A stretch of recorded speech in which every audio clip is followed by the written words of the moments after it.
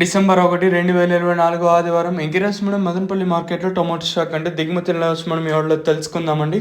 నేనుతో పోల్చుకుంటే దిగుమతి తగ్గిందా లేదా పెరిగిందా వీటిని ఎవరిలో తెలుసుకుందాము. ఇంకా చాలామంది సబ్స్క్రైబ్ చేసుకోకుండా అలాగే లైక్ చేయకుండా చూస్తున్నారు.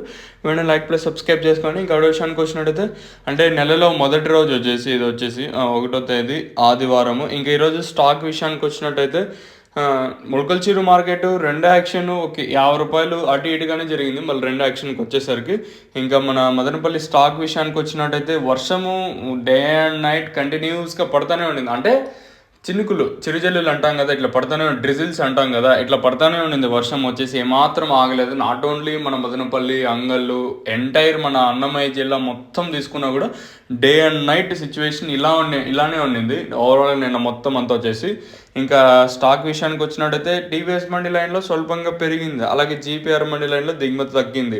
ఓవరాల్గా మార్కెట్ మొత్తం తీసుకున్నట్టయితే పెద్దగా మార్పు అయితే లేదు. ఇంచుమించు నేట్లాగానే స్టాక్ అనేది వచ్చింది. ఎక్కడ దిగుమతి అయితే పెరగలేదు.